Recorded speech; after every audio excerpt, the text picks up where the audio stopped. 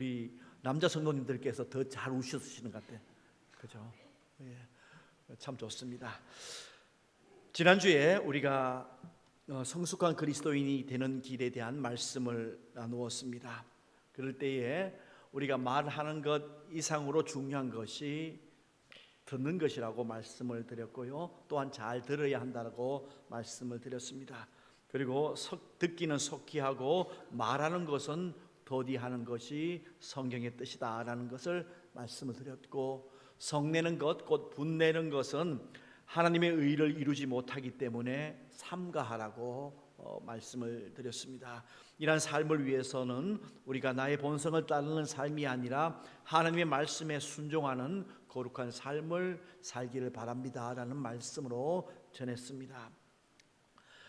지난 기간 우리는, 특별히 한국교회는 믿음으로 말미암아 구원을 받습니다 라는 그 신학을 굉장히 강조를 했습니다.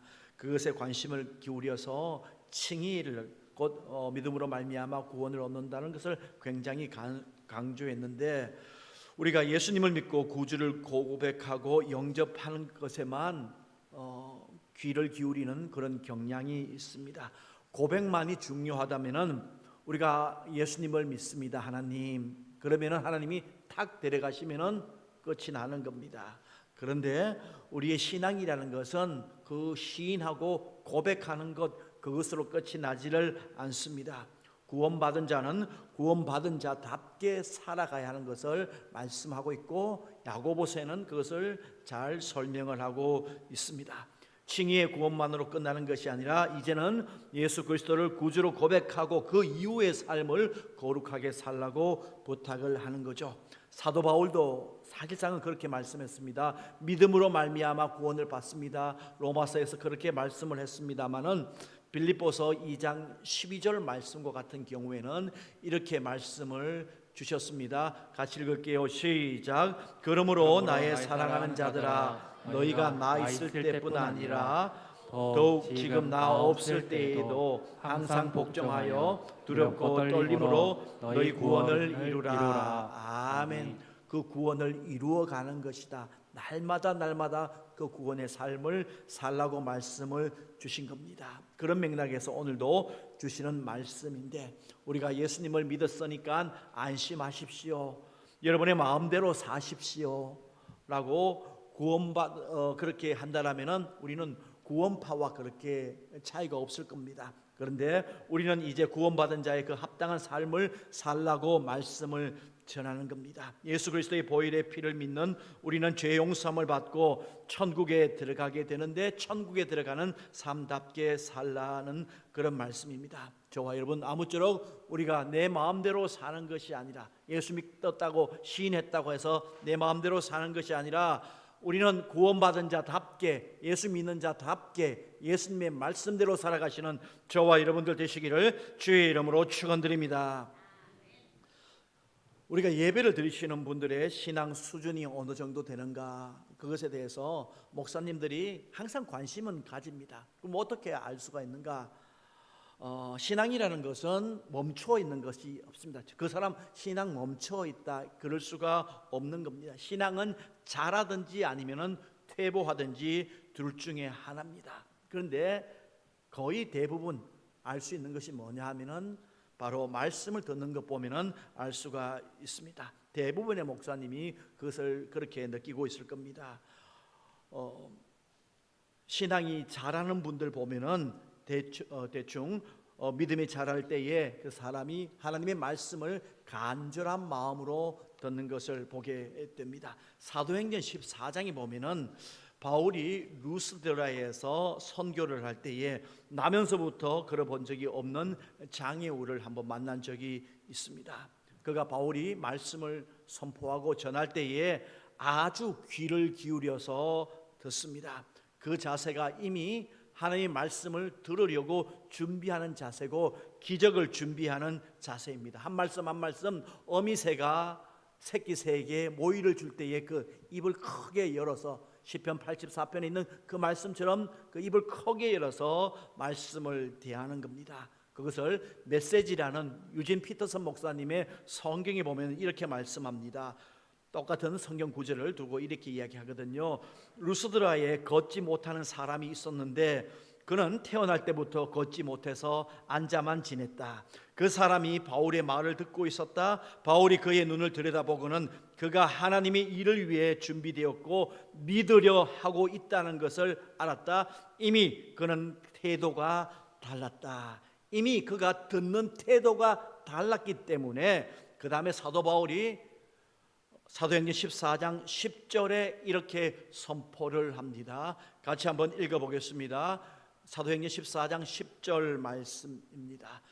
큰 소리로 이르되 너의 발로 일어서라 하니 그 사람이 일어나 걷는지라. 아멘. 이미 그 심령 속에 하나님의 말씀을 주의해서 들으려는 그 태도가 있었기 때문에 일어서라 하니까 일어서게 된 겁니다. 그렇습니다. 저와 여러분이 하나님의 말씀을 들을 때에 간절한 마음으로, 기적을 준비하는 마음으로, 열린 마음으로 하나님의 말씀을, 우리가 하나님의 말씀을 받는 그 마음으로 우리가 듣고 또 읽을 때도 그렇게 읽고 받기를 주의 이름으로 축원드립니다. 주님 약속하셨습니다. 너희가 전심으로 나를 찾고 찾으면 나를 만나리라. 우리가 전심으로 주님을 찾고 주님 앞에 나올 때에 이전에 없었던 놀라운 은혜로 저와 여러분들에게 하나님께서 베풀어 주실 줄로 믿습니다. 그런 은혜가 있기를 주의 이름으로 축원드립니다. 그런 마음에서 우리가 성경 천독 대행진도 성경 1000번 읽는 것 참 중요합니다. 우리 교우들이 적어도 한 거의 10번 정도 읽으면 1000번이 되겠죠. 그런데 그것보다도 더 중요한 것이 우리가 그 하나님의 마음을 간절한 마음으로 읽자라고 하는 그런 마음인 겁니다. 예배 때도 미리 나오셔서 사람들에게 인사하는 것, 사람들 마음 보려고 교회 나온 것 아니지 않습니까? 우선적인 것은 성경 교회에서는 하나님을 만나러 나온 겁니다. 하나님을 예배하기 위해서 나온 거고, 하나님의 말씀을 받기 위해서 나온 거고, 하나님을 찬양하기 위해서 나온 것이기 때문에 시작을 기도로서, 하나님 아버지, 내가 예배를 기도로서 준비하며 기다립니다. 간절한 마음으로 기다립니다.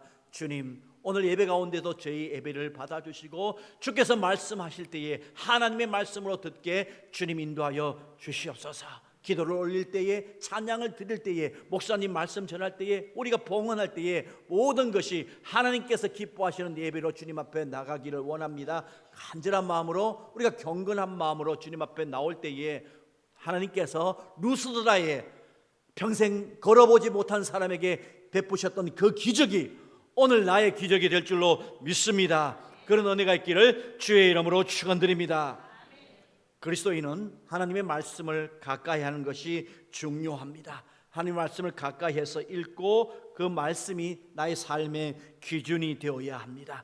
그래서 오늘 본문의 말씀도 말씀에 대한 구절을 가만히 읽어보면 오늘 본문 21절로 25절까지 말씀에 21절 말씀에 마음에 심어진 말씀을 온유함으로 받아라. 그 다음 절에도 보면은 말씀을 행하는 자가 되라. 그 다음에도 보면은 말씀을 듣고, 그 다음에도 자유롭게 하는 온전한 율법, 이렇게 말씀하면서 말씀을 강조하고 있습니다. 그렇습니다. 신앙생활에서 우리가 말씀 없이 신앙생활 한다는 것은 태평양을 그냥 내 혼자 힘으로 건너려고 하는 것과 같습니다. 인생이라는 것이 녹록합니까? 그렇지 않습니다. 요즘에 제일 유명한 영화가 뭡니까? 혹시 여러분 보셨습니까? 크리스토퍼 놀란 감독의 오디세이. 그 영화, 그 전에 이분이 영화 하는 것은 굉장히 길게, 적어도 3시간 타임인데 오디세이도 3시간 걸리더라고요. 서점에 요번에 가서 서점에 이제 서울 교보 서점에 가서도 보니까 오디세이 책이 제일 많아요. 엄청나게 많은데 저도 집에 그 오디세이 책이 있습니다만은 참 읽기는 쉽지 않더라고요.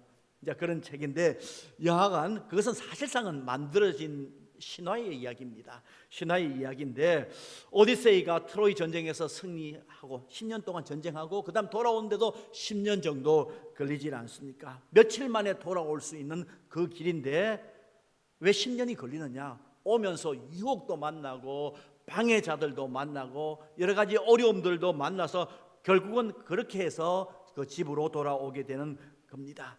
이 신화기 때문에 비현실적인 호구입니다.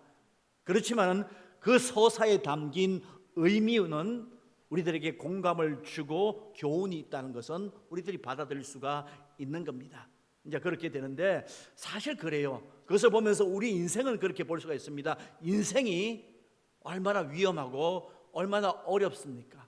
얼마나 많은 유혹들이 있고 얼마나 많은 시험들이 있고 얼마나 많은 우리들에게 어려움과 고난들이 찾아옵니까? 내 마음대로 살다가는 굉장히 힘들게 그렇게 갈 수밖에 없을 뿐만 아니라 우는 사자와 같이 우리를 삼키려고 하는 악한 마귀 사탄의 밥이 되기가 쉽습니다. 저와 여러분, 그렇기 때문에 우리 하나님께서 우리들에게 하나님의 말씀을 주셨습니다. 이 말씀대로 살라. 너희가 하나님의 백성이면은 하나님의 뜻대로 말씀대로 살라고 우리들에게 말씀을 주셨습니다.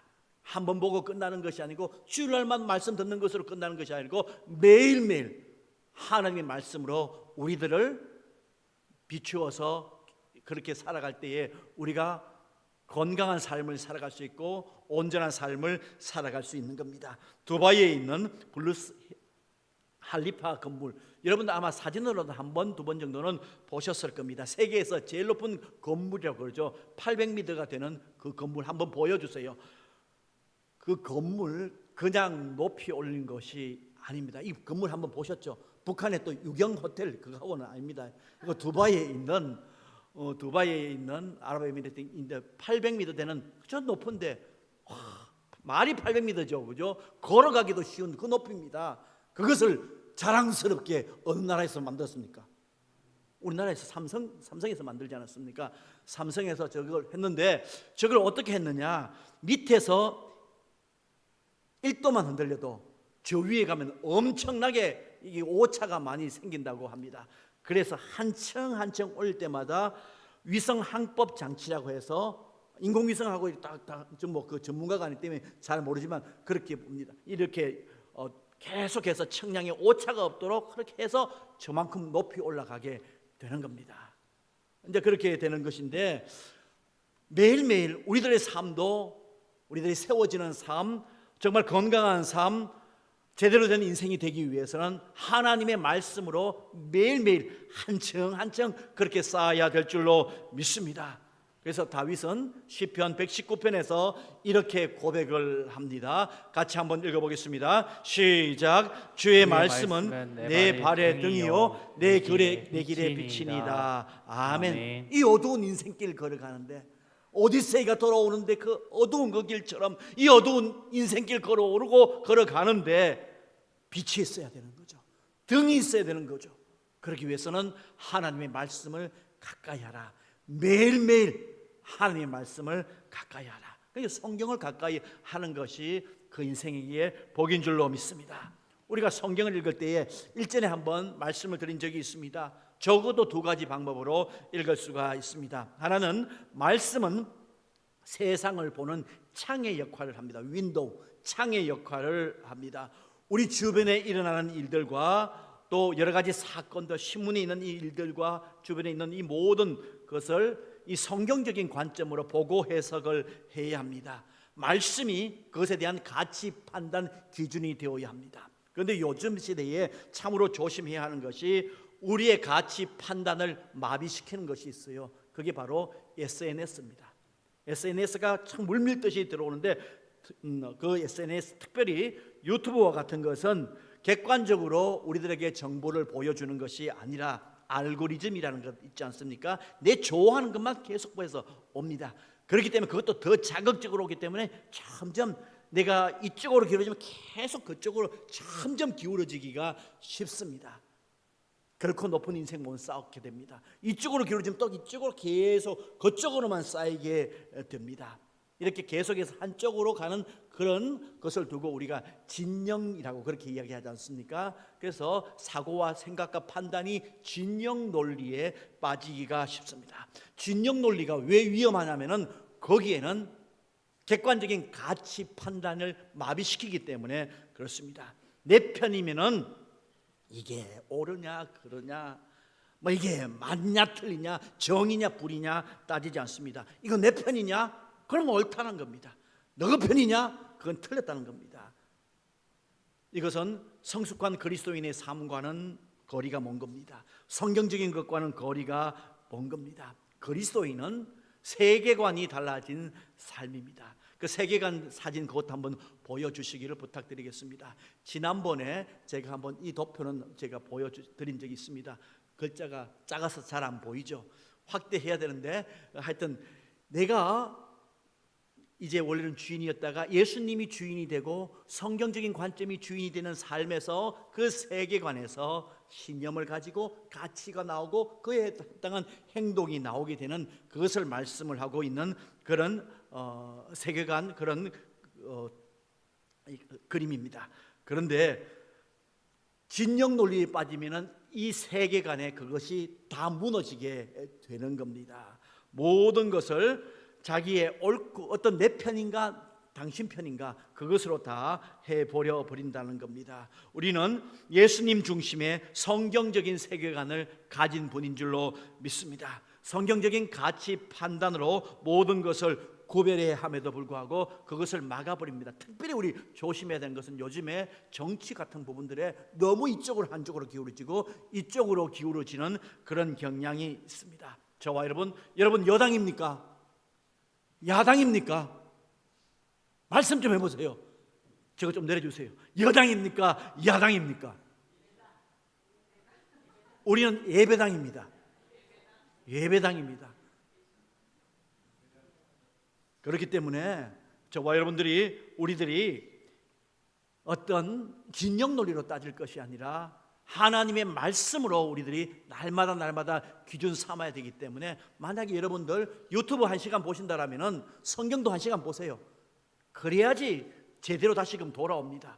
유튜브는 하루에 5시간씩 6시간 보면서 성경은 콧배기도 안 봐.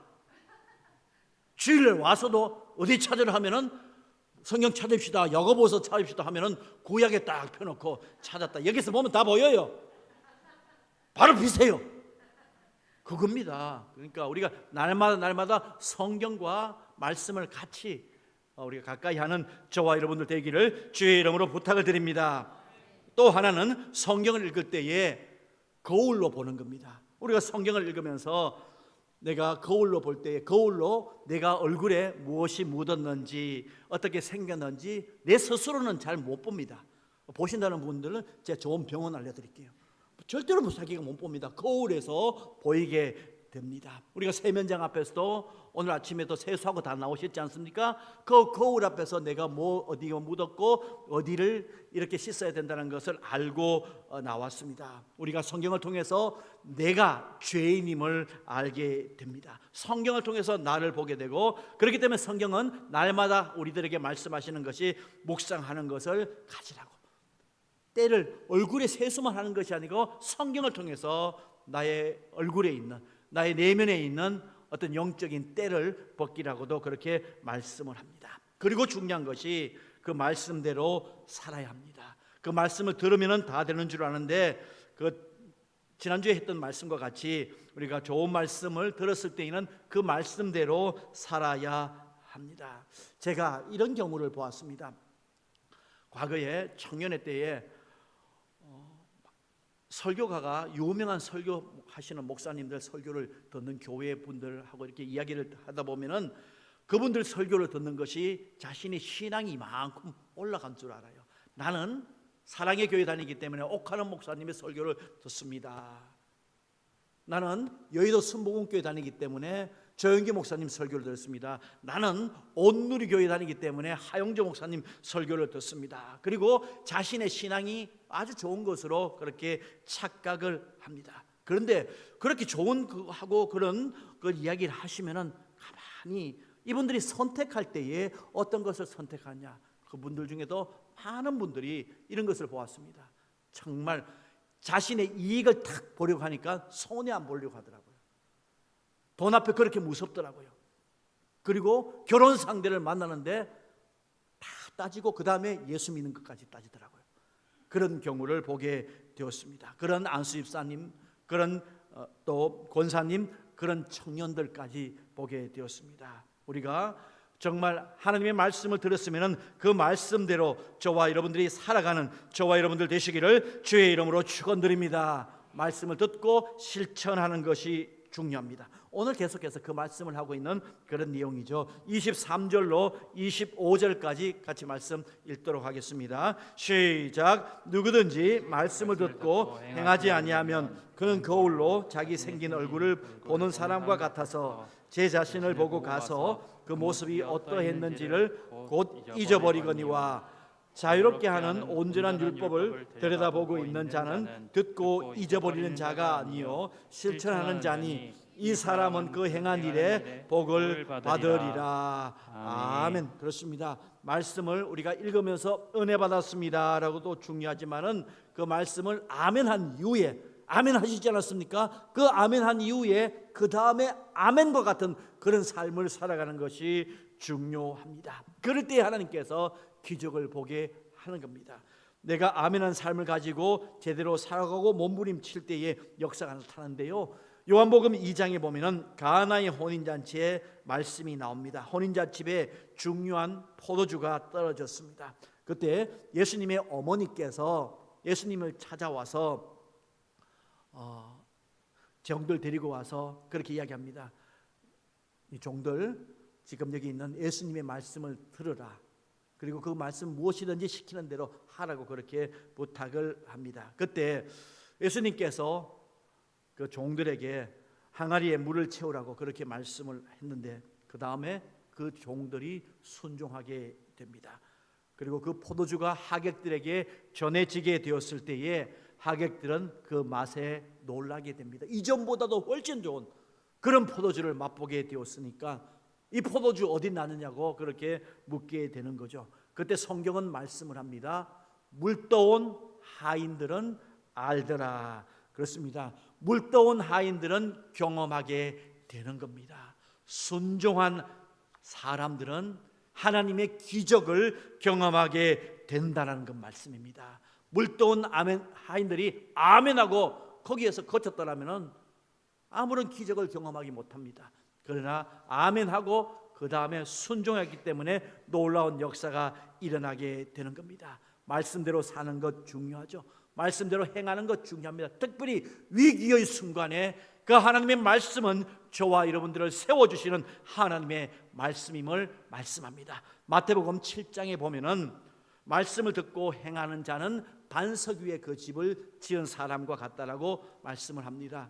창수가 나고 바람이 불어와도 그게 부딪히지만은 그러나 무너지지 아니한다고, 말씀을 듣고 행하는 자는 결코 무너지지 않는다고 말씀을 합니다.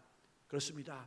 내가 주의를 지키는 줄 알았는데, 말씀대로 주의를 지키는 줄 알았는데 나중에 지나고 보니까 주의를 지키라는 그 말씀이 나를 지키더라는 그런 고백을 하시는 분들이 많습니다. 반면에 말씀을 듣고 행하지 아니하면 그 집을 모리 위에 지은 집과 같다라고 성경은 말씀을 합니다.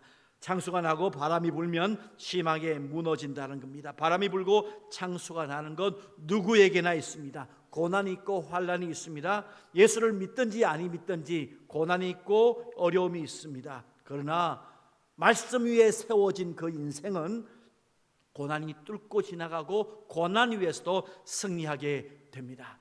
오늘 아동복음 말씀에서도 이 말씀을 전했는데요. 다니엘서에 보면은 다니엘이 바벨론 포로로 잡혀갔습니다. 비록 나라를 잃고 성전도 무너지고 말이 형편이 말이 아닙니다. 그런데 그는 믿었습니다. 하나님이 살아계시다는 것을 믿었습니다. 더 믿었던 건 뭐냐? 풀은 마르고 꽃은 시드나 우리 하나님의 말씀은 영영이 서리라는 이 말씀을 믿고 그가 부여잡은 것은 뭐냐면은 하나님의 말씀을 부여잡았습니다. 그가 포로로 어렸을 때 잡혀갈 때부터 바벨론의 산의 진미 우상에게 바쳤던 이 음식을 먹으라니까 먹을 수 없습니다. 하나님의 법을 어길 수가 없습니다 라고 고백을 하면서 뜻을 정하여 하나님 말씀을 지키도록 노력하니까 그 하나님께서 그 다니엘의 세 친구의 그 인생을 통해서 하나님께서 세우시는 것을 보게 됩니다. 그런 가운데에 신상을 만들어서 신상에서 절하라고 했지만은 그 신상에 절하지 않습니다.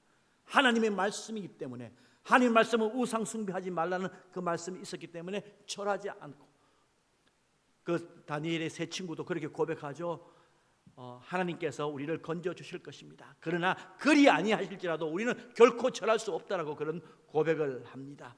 더 나가서 이 다니엘이 끝까지 잘 나가니까 하나님께 특별히 그에게 꿈을 해몽하는 은사까지 주셨으니까 잘 나가고 있으니까 총리 대신이 되었을 때에 다니엘을 넘어뜨리려는 그런 주위의 사람들이 있었습니다. 그래서 30일 동안에 왕이여 누구든지 다른 신이나 아니면 사람에게 무엇을 간구하는 자가 있거든 그 사람 저 사자굴에 집어넣읍시다. 그렇게 조서를 내립니다. 요즘 말로 하면 법 만들읍시다 해가지고 법을 만듭니다. 그런데 다니엘이 어떻게 합니까?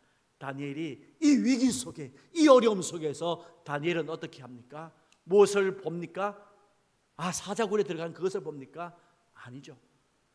다니엘은 그럼에도 불구하고 예루살렘을 향하여 창문을 열고 하루에 3번씩 기도합니다. 어떻게 그렇게 할 수 있습니까? 그것은 바로 한번 찾아볼게요. 열왕기상 8장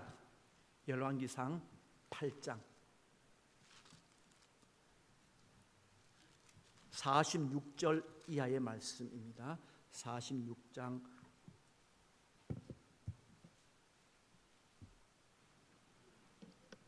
이하의 말씀입니다. 구약성경 527면입니다. 저와 한 절씩 교독하겠습니다.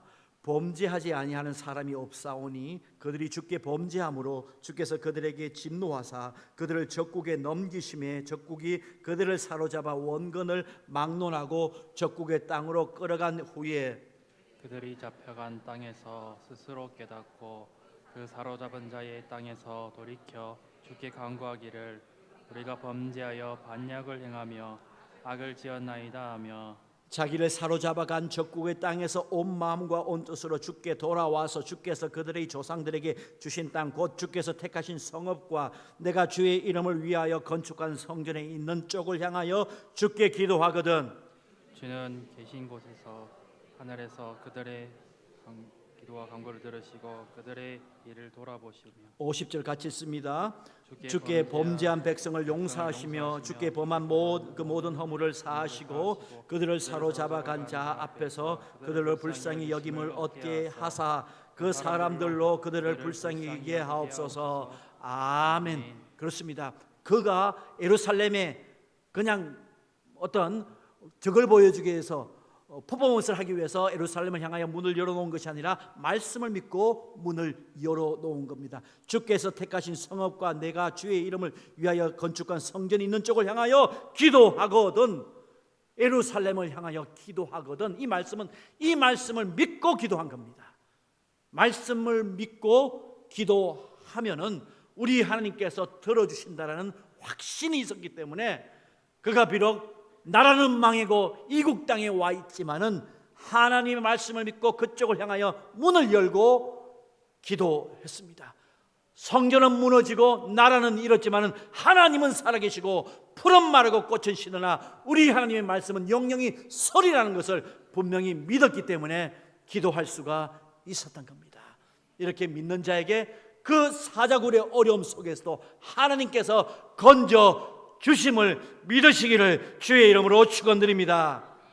그렇습니다. 오늘도 우리들 여러 가지 어려움이 있지만은 그 어려움 가운데도 하나님의 살아계심을 믿고 하나님께 주시는 이 말씀이 나에게 주시는 말씀으로 믿을 때에 그 말씀은 하나님 안에서 역사하심을 말씀을 하고 있습니다.